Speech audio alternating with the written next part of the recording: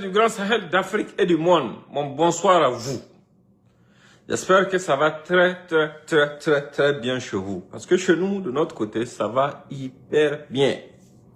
Voilà, le sable est forcément en mission, comme d'habitude, surtout ces derniers temps. Le sable est hyper occupé. C'est de bonnes choses. De bonnes choses pour nos nations, pour l'AES dans son ensemble. Parce qu'il y a de grosses surprises qui vont venir comme promis. Mais il fallait que je sorte de mon silence parce qu'il y a des petits brouteurs et puis les bébés activistes qui essayent de vous faire perdre de vue l'objectif. Mais ne vous laissez pas distraire. On va vous expliquer aujourd'hui de A à Z ce qu'ils sont en train de faire comme travail. Et ils le font de concert avec les hommes de Manu. Manu, l'épouse de Brigitte. Monsieur Brigitte, vous avez déjà entendu parler d'elle et de lui, non? Bon, c'est il ou elle, bon, je ne sais pas. Ça ne me regarde même pas d'ailleurs. Bon, l'essentiel, c'est que vous avez remarqué ces derniers temps toutes sortes de fakes qui visent nos nations. Alors que d'habitude, et les griots français qui se font appeler la presse française, quand il y a juste une situation qui implique un Burkinabé, à cette heure même, quand quelqu'un, même pour s'amuser, fait une vidéo génère une vidéo avec l'intelligence artificielle diffusée, si c'est pas un Burkinabé, il n'y a pas de problème. Mais dès que c'est un Burkinabé, automatiquement, toute la presse française se met en branle. Commence à investiguer. Ah, est-ce que ce n'est pas un lien avec le pouvoir, machin, quoi, l'intelligence artificielle a fait ci, a fait ça, c'est des faits qui vont de nos pays, le Burkina Faso, quand c'est pas des titres du genre, le Burkina Faso cible la Côte d'Ivoire à travers une grande campagne de fake, machin. Mais quand c'est depuis la Côte d'Ivoire ou depuis le Bénin, que les gens passent leur journée à aboyer, à inventer toutes sortes de faits, cette soi-disant presse française passe ça sous silence. Ça doit nous servir de leçon. Et nous rappeler que notre combat là, ça fait peur. Ça fait vraiment peur. Et qu'on doit poursuivre. Parce qu'on est sur le bon chemin. Tu vas voir des gens même qui se réclament burkinabés, qui disent qu'ils se battent pour la démocratie ou bien pour un meilleur vivre des Burkinabés, qui partent s'asseoir et applaudir des gens qui appellent le Burkina pays de poussière. Quand quelqu'un appelle le Burkina pays de poussière aujourd'hui là, la personne n'insulte pas le président Ibrahim Traoré. La personne n'insulte même pas notre génération. La personne est en train d'insulter vos pères et vos grands-pères. Des indépendances à aujourd'hui, ceux qui ont eu l'opportunité de diriger ce pays-là et qui n'ont pas pu transformer le Burkina en autre chose. Et aujourd'hui, notre Burkina n'est pas en compétition avec qui que ce soit. Le travail du camarade capitaine Ibrahim Traoré consiste à faire du pays un havre de paix dans lequel chaque Burkinabé pourra trouver quoi faire, dans lequel il fera bon vivre pour les Burkinabés avant tout. C'est ça l'objectif. Ce n'est pas en compétition avec qui que ce soit. Vous avez passé des décennies à insulter les gens, à les qualifier de pays de poussière. Maintenant, Faso Mebo débarque avec toutes sortes d'initiatives.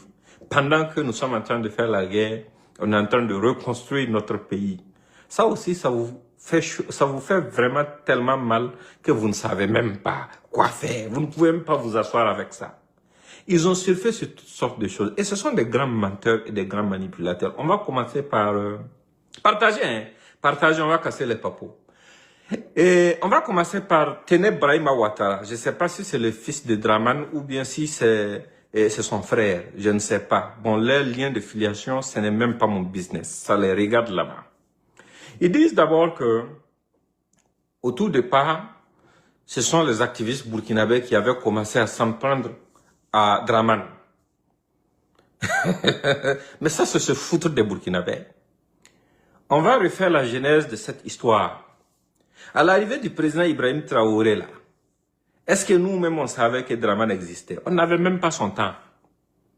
La priorité des priorités a toujours été de trouver des voies et moyens pour aider notre pays à sortir de l'insécurité. La priorité des priorités après ça a toujours été de tout faire pour que le Burkina Faso puisse devenir vraiment un endroit où il fera bon vivre pour nos citoyens, en aidant les gens à atteindre l'autosuffisance alimentaire. Mais ce sont bien sûr les pro-Draman qui ont financé la première tentative d'assassinat contre le président Traoré. Je vous le rappelle. C'était en septembre 2023. Vous vous rappelez de l'affaire du coup d'État impliquant les Hamza, les Sékou et autres, où certains ont fui pour se réfugier où? En Côte d'Ivoire. Ce coup d'État qui visait à assassiner le président Traoré avait été financé par Draman. Et toute la campagne d'intoxication qui précédait la planification de cette affaire était faite depuis la Côte d'Ivoire. À l'époque, nous, on ne parlait même pas de Côte d'Ivoire. Moi, personnellement, allez-y, à l'époque, moi, je ne parlais même pas de Draman. Draman ne m'intéressait même pas. Parce que pour moi, c'est juste un autre bandit, comme tous les autres bandits. Mais arrivé à un certain niveau, il faut se défendre. On ne peut pas permettre aux gens de croire qu'ils ont le monopole de la bêtise. On sait tous être bêtes. Même si on se comporte sagement là, c'est pas parce qu'on ne sait pas être bête, on sait être bête.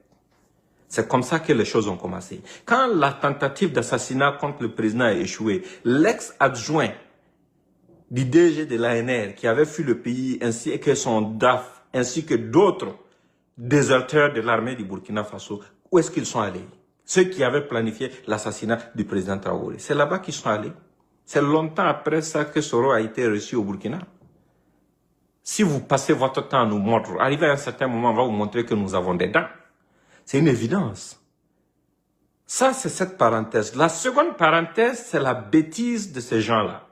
Quand à chaque fois, ils utilisent les mêmes arguments pour dire qu'il n'y a aucune preuve. Mais preuve. Nous, on vous a donné tellement de preuves de votre implication dans tous les projets de déstabilisation et tout est documenté. Est-ce que vous vous rappelez de l'affaire de Nico? Nico, Bazier Mathieu, qui est proche de Ténèbres Brahma Ouattara, les enregistrements qui ont été diffusés ici. Qu'est-ce que la Côte d'Ivoire a dit de ça? Rien. Passez ça sous silence. On entendait clairement des propos qui ne laissaient aucun doute sur leur complicité directe avec des groupes terroristes pour porter atteinte à nos institutions. C'est quelque chose qui a été publié, qu'ils n'ont jamais osé nier. Parce que ce sont des preuves qui sont là. Ça impliquait même l'ambassadeur de Côte d'Ivoire au Royaume-Uni. Ça a été publié ici. Il n'y a pas de preuve qui dépasse ça. Au-delà de ça, dans les cercles diplomatiques, même des preuves leur avaient été présentées. Mais ils passent leur temps dans les dénis. Parce que ce sont des gens qui n'assument jamais leurs responsabilités. Mais des gens qui ont été capables d'organiser une rébellion contre un peuple. Dans le but de s'accaparer des terres de ce peuple-là. Qu'est-ce qu'ils ne seront pas capables de faire? C'est pour ça que je le dis, je le répète. Le premier État en Afrique de l'Ouest à avoir été pris par un groupe terroriste, c'est bien la Côte d'Ivoire, avec le groupe terroriste RDR. C'est un fait qui est là. Pourquoi depuis toujours, ils ont passé tout leur temps à essayer de déstabiliser tous ceux qui soutiennent le pouvoir, de porter atteinte à tous ceux qui soutiennent le pouvoir du président Ibrahim Traoré? Le Burkina n'est pas une province de la Côte d'Ivoire.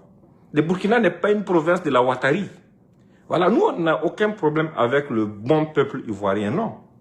Nous avons un problème avec des bandits déguisés en dirigeants qui se comportent en messie et qui, dans l'ombre, essayent coûte que coûte de poigner notre leader. Non, on ne peut pas tolérer ça. Même si le président Traoré nous dit, nous autres aujourd'hui là, de nous arrêter, de ne pas parler de ces gens, moi personnellement je vais parler. Pourquoi? Parce que tant qu'ils vont continuer de se comporter en délinquant, je vais leur répondre en délinquant. Ce n'est pas une seule mère qui sait mettre au monde un enfant bête. On les a laissés dans leur connerie. Qu'est-ce qu'ils n'ont pas financé? Qu'est-ce qu'ils n'ont pas essayé d'organiser pour pouvoir organiser un coup d'État qui impliquait l'assassinat du chef de l'État? Ils ont tout essayé dans notre pays. Ça a toujours foiré. Combien de fois on les a pris, la mettre dans le sac? Et ce sont eux qui, plutôt que de se repentir, qui viennent se taper la poitrine pour dire qu'ils n'ont aucune preuve. Ce sont des paroles, nous sommes un État sérieux, nous on ne parle pas de... Vous ne parlez pas. Je vais vous rappeler quelque chose. Avant même l'arrivée de IB, pour montrer que ces gens-là, c'est contre le Burkina qu'ils sont, ce n'est même pas contre le président Ibrahim Traoré. Avant l'arrivée de IB, là, qui est sorti devant le Sénat ivoirien pour dire que les attaques terroristes en Côte d'Ivoire, c'était l'œuvre de jeunes peuples du Burkina? Qui a dit ça? C'était Téné Brahima Ouattara qui est sorti devant le Sénat. Faites vos recherches, vous allez trouver des articles sur ça, même s'ils ont fait disparaître la vidéo. Il a dit devant le Sénat ivoirien que non, en fait, les attaques au nord de la Côte d'Ivoire, ce sont des incursions de jeunes peuples du Burkina Faso qui venaient créer des situations. Le premier pays, l'unique pays même en Afrique de l'Ouest à avoir indexé des jeunes appartenant à une communauté là, c'est vous. Et vous avez tout fait pour lier ça au Burkina Faso. Et ceux qui s'indignent, même qui aujourd'hui vivent dans vos culottes là, ils sont là, qui disent qu'ils vendent et défendent les causes de cette communauté là. Ils ne sont jamais sortis dire un mot. Et quand cette bêtise, a été achevée là, après ça, tu reviens encore avec quelque chose de nouveau pour dire que non, en fait, que ce soit les incursions des terroristes, des VDP et surtout des VDP. Mais en parlant directement de notre pays. Donc, vous estimez que ce n'est pas normal que quelqu'un indexe Draman dans les complots dont Draman est le parrain contre nos nations, mais que vous, un ministérion de chez vous, se permette, parce qu'il est le fils ou le frère du soi-disant chef rebelle, je ne sais pas, c'est son problème, va venir taper sa poitrine pour dire que, surtout les incursions des VDP en territoire ivoirien, c'est dommage. Si votre Draman est plus important que votre armée, chez nous, c'est pas le cas. Chez nous, nos VDP et nos forces de défense et de sécurité sont au-dessus de tout. Ils sont notre espoir. Celui qui les insulte, c'est comme si tu as insulté notre président. Celui qui s'en prend à eux, c'est comme si tu t'es en pris à notre président. Parce que ce sont eux, notre espoir. C'est sur eux que notre nation se repose. Et c'est grâce à eux, leur noblesse, leur patriotisme, que tous vos complots contre notre nation ont toujours échoué et vont continuer d'échouer. Parce que nous avons compris que nous n'allons pas détruire notre pays pour faire plaisir à des bandits. On ne va jamais le faire. On ne va jamais détruire notre pays pour faire plaisir à des délinquants. Et vous venez après, vous vous mettez à aboyer à chaque fois que la situation vous échappe. Il faut, non, c'est tout l'incursion des VDP. Donc, en fait, pour vous, les VDP là sont plus un problème que les terroristes. Mais les VDP là, vous allez les voir comme ça. Est-ce que vous savez ce que c'est qu'un VDP? Les VDP, ce sont des citoyens burkinabés qui ont compris la nécessité de s'armer pour pouvoir défendre les terres au prix de leur sang. Il n'y a pas d'acte plus noble, plus digne que ça. Est-ce que les VDP sont venus vous demander quelque chose? Non. Nous, on est là, on vit pour nos FDS et nos VDP de la même façon qu'ils vivent pour nous. Donc, quand tout ça ne donne pas, qu'est-ce qu'il faut faire? Il faut tout faire pour inventer toutes sortes de fakes, pour essayer de créer la psychose ou bien de créer des problèmes au sein de notre société. Mais nous, notre peuple là, c'est un peuple mature, on a compris.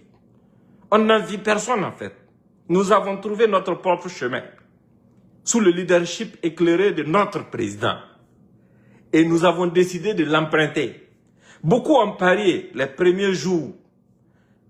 Dès les premiers jours, beaucoup ont parié pour dire que ces jeunes n'allaient pas faire 6 mois à la tête du pays. On est dans la quatrième année. Avec l'approbation de notre peuple.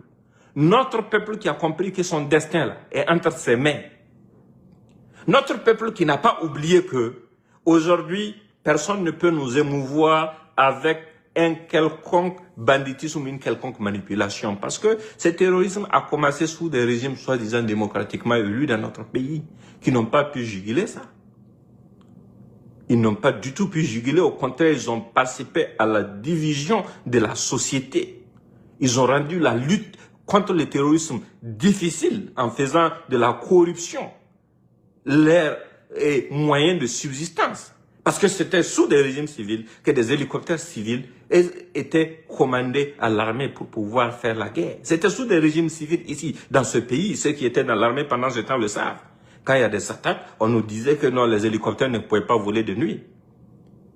Alors qu'aujourd'hui, notre réalité est différente. On est dans une nouvelle phase où l'objectif est déjà atteint. Donc, ils peuvent aboyer autant qu'ils veulent. Moi, ce que je vous demande est que ne perdez pas le temps autour de ce qu'ils sont en train de faire ou de monter comme fake. Parce que c'est à eux-mêmes qu'ils sont en train de parler. Parce que c'est pas à nous, notre peuple. Parce qu'ils ne peuvent pas détourner un patriote. Ils l'ont compris. Bon, s'ils l'ont pas compris, c'est qu'ils sont vraiment cons. S'ils n'ont pas compris là, c'est qu'ils sont vraiment cons. Voilà. S'ils n'ont pas compris, c'est qu'ils sont cons. En tout cas, le message que j'avais pour vous aujourd'hui, c'est ça. On continue notre bataille, partagez le message au maximum. Et celui qui va vouloir devenir un obstacle à notre cause, le même destin à la Damiba. Voilà, ça c'est garanti. Ça c'est garanti. Parce que la nature a déjà répondu aux comploteurs à maintes reprises. Voilà, c'est pas un vieux gribou qui est en manque de repères, un vieux rebelle qui a dirigé un mouvement terroriste pour prendre en otage un pays qui peut être un obstacle à ce que nous sommes en train de bâtir aujourd'hui. Non. Non, non, non, non, non, non. Non. Même pas. Nous avons commencé quelque chose en ayant conscience des enjeux, en ayant conscience des risques. Et nous savons clairement que l'objectif final, qui est la prospérité de notre peuple, sera atteint. Les gens qui ne sont pas des pays poussières viendront chercher du travail dans pays poussières là. Notez ça très bien et portez-vous bien. Que c'est un combat révolutionnaire sans plus. Mais c'est bien plus que ça. C'est un combat de survie. La survie de nos valeurs, de nos principes et de notre peuple. Et ça ne peut pas venir sans sacrifice. Parce que nous avons de par le passé affaire à des gens qui se pensaient être dans le droit de prendre de nous et de chez nous tout ce qu'ils voulaient, sans aucune conséquence, en nous laissant dans la misère, en prenant quelques ristournes de ce pillage pour nous reverser ça sous forme d'aide au développement. Des gens qui n'ont aucune mine d'or dans leur patrie, qui n'ont aucune richesse, qui pillent nos richesses et qui reviennent nous donner des miettes pour nous dire que c'est une assistance budgétaire. Et longtemps nous avons avalé ça à cause de nos politiciens qui par moment recevaient cette aide au développement et finançaient encore la campagne politique de ceux qui nous aidaient entre griffes dans leur pays. Mais celui qui nous apporte de l'aide parce qu'on est pauvre, comment est-ce qu'on peut comprendre que nos dirigeants soient obligés de mettre de l'argent dans les tambours pour aller financer sa campagne électorale chez lui? Ça veut dire que nous avons vraiment été dupés. Nous avons été dupés contre ça, et c'est contre ça que le peuple s'est insurgé. Et si vous vous rappelez, le terrorisme qui est venu au Burkina Faso est venu suite à l'insurrection populaire du peuple burkinabé. La révolte légitime du peuple. Ça dit tout en fait, ça répond à toutes les questions. Ce n'est pas un hasard, c'est pour punir un peuple qui a refusé de poursuivre. Mais malheureusement pour nous, ceux qui ont été désignés pour la suite n'étaient pas des gens qui avaient l'étoffe révolutionnaire qu'il fallait pour apporter le changement qu'il fallait. Les soi-disant démocratiquement élus qui ont pris en charge notre pays après ces événements ont trahi notre peuple, malheureusement. Et le peuple a continué de souffrir. Jusqu'à ce qu'un jouisseur compulsif surgisse de nulle part et vienne s'autoproclamer en sauveur. Dans un moment de détresse, notre peuple a applaudi l'initiative avant de se rendre compte qu'il était face à un imposteur qui a osé affirmer clairement aux yeux du peuple burkinabé qu'il n'était pas venu faire une révolution. Qui osait même, nous autres qui avons passé notre vie à sacrifier tout ce que nous avons de chair, par conviction, pour notre peuple, à essayer de porter atteinte à nos vies. Mais il a fallu que les jeunes officiers et sous-officiers, ainsi que militaires du rang, sortent de leur silence et disent non. On ne peut pas permettre à cette imposture de se poursuivre parce que l'objectif initial du changement dans ce pays est autre. Et c'est ainsi que Dieu nous a fait grâce du capitaine Ibrahim Traoré à la tête de notre patrie. Voici la genèse en fait de l'arrivée de ce pouvoir qui n'est pas tombé du ciel. D'aucuns disent, en utilisant des raccourcis, que ce pouvoir est dans la vengeance et que ce pouvoir veut régler ses comptes avec d'autres personnes. Mais c'est du n'importe quoi. C'est insensé. Le peuple burkinabé n'est pas un peuple rancunier. C'est un peuple qui sait pardonner et qui sait aussi oublier s'il le faut quand une personne fait bonne mine, quand une personne fait preuve de rédemption. Le peuple sait te tendre la main. La preuve en est qu'avant eux, il y a eu le général Zida. Mais depuis que Zida a quitté le pouvoir et qu'il a quitté le Burkina Faso, malgré les trahisons dont il a été la victime là, dites-moi une seule fois qui est-ce qui a eu l'opportunité d'accuser Zida d'être impliqué dans un quelconque complot, contre qui que ce soit. Ça n'est jamais arrivé. Zida, il y a beaucoup d'autres exemples. Mais si aujourd'hui Damiba se retrouve dans la tourmente, c'est à cause de ses actes. Les gens veulent vous faire balayer d'un revers de la main toutes les preuves qui ont été publiées. Tout ce qui est là, qui l'incrimine. Et ce sont les mêmes gens qui veulent vous faire croire à du faux qui a été monté contre cette dynamique. Cette lutte n'est pas une petite lutte. C'est une lutte de longue haleine et une lutte qui mérite beaucoup de sacrifices et qui nécessite aussi beaucoup de concentration. Parce qu'à la longue, si on ne veut pas être concentré, l'ennemi va nous distraire en surfant sur des choses insensées. Quand ils ont fini de tout essayer pour essayer de mettre notre peuple en conflit avec lui-même, malgré la sauvagerie du terrorisme face auquel nous faisons face ensemble, qu'est-ce qu'ils ont fait? Ils essaient maintenant de surfer sur une vague ethnique. Le Burkina Faso n'est pas un pays qui appartient à une quelconque ethnie, ça appartient aux Burkinabés, sans aucune distinction. Et les Burkinabés ont appris à vivre ensemble. De telle sorte qu'aujourd'hui, c'est rare de voir un Burkinabé qui, dans sa lignée maternelle et paternelle, on va citer sans voir qu'il est mélangé quelque part avec une autre ethnie. Nous avons dépassé ça. Nous combattons en tant que des Burkinabés. Si les Français peuvent aujourd'hui s'associer pour piller nos États en tant que Français, c'est pas parce que chez eux, il n'y avait pas d'ethnie. Non, il y a des ethnies. Il y a plein d'ethnies en France, ainsi que dans les autres pays. Mais c'est sous les drapeaux qu'ils arrivent à s'associer pour nous piller. Mais pourquoi nous? Les gens peuvent penser que nous ne sommes pas suffisamment réfléchis pour comprendre que l'enjeu aujourd'hui, c'est notre survie, la survie de notre patrie, la survie de ce qui nous reste comme patrie, la survie de nos futures générations.